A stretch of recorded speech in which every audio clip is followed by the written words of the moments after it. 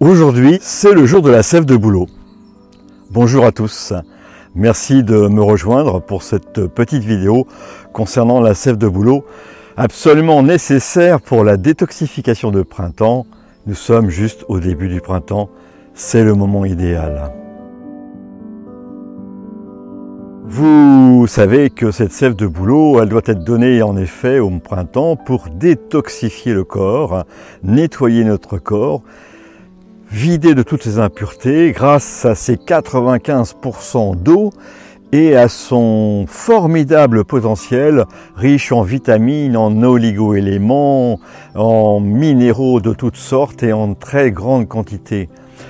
Cette eau qu'on appelle eau de sagesse, qui est faite pour nettoyer le corps des néphrétiques, soulage de tous les maux rénaux, nettoie le foie, permet de lutter, puisque drainante, contre l'arthrose, les rhumatismes, la goutte, enfin tous ces maux bien connus des humains. Alors maintenant, les animaux, nos animaux à nous, ceux dont nous nous occupons, dont nous avons la garde, ont-ils besoin de cette sève de bouleau? Eh bien oui, ils en ont besoin car ils sont comme nous victimes de toutes les nuisances que nous recevons, que nous récupérons, et donc il est important de le faire.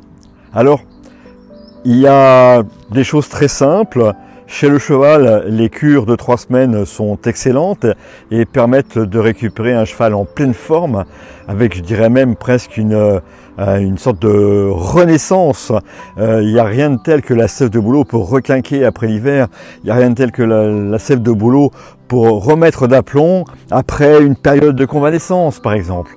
Et puis, chez les chats. Chez les chats, c'est aussi très intéressant. On a les mêmes choses. On va observer d'ailleurs même sur la peau un meilleur poil comme chez le cheval. Voilà, tous ces éléments-là sont extrêmement importants. Alors, chez le chien, il y a une petite controverse et c'est pour ça que je veux revenir un petit peu aujourd'hui.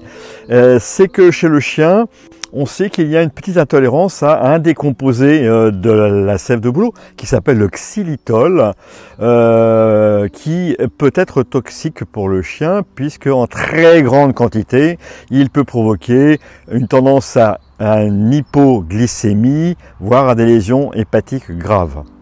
Rassurez-vous, il y a très peu de xylitol, très peu de xylitol dans la sève de bouleau. Et depuis plus de 15 ans que j'utilise des produits ou que je propose des produits dans lesquels il y a de la sève de bouleau, je n'ai jamais eu de problème au dosage indiqué, jamais eu de problème avec la sève de bouleau.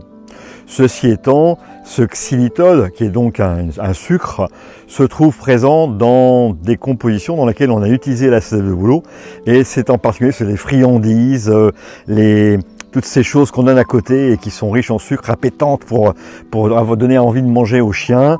C'est ces choses-là qui doivent être dangereuses chez le chien et qu'il faut éviter. Donc je ne vous dis pas de ne pas faire de traitement à la sève de bouleau chez votre chien. Je vous dis de vous méfier des friandises. Par exemple, on sait que le beurre de cacahuète peut être assez riche en xylitol. Et si vous utilisez le beurre de cacahuète, par exemple, pour donner des médicaments, pour donner une friandise à votre chien et tout, surtout ne donnez pas des grosses quantités.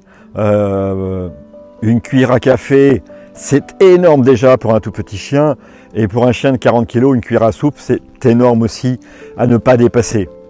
Qui voudrait donner une cuillère à soupe, honnêtement, à un chien de 40 kg de beurre de cacahuète, puisque c'est une friandise, on en donne très peu. Ça, c'est comme le chocolat, comme tout le reste. On fait attention. Hein. Donc méfiez-vous de tout ça. Il y en a aussi du xylitol dans le ketchup. Ça, c'est pas bon pour les humains non plus. On le sait bien. Voilà. Donc faites attention, mais jamais trop, mais un petit peu. Il n'y a pas de souci, il n'y a pas de problème. Alors voilà. Pour les constituants de la sève de bouleau, ce que je vais vous proposer aujourd'hui, c'est de vous reporter à mon écrit. J'ai fait un petit article sur la sève de bouleau. Je vous y reporte. Vous aurez les différents constituants pour savoir quels sont les éléments qui sont importants.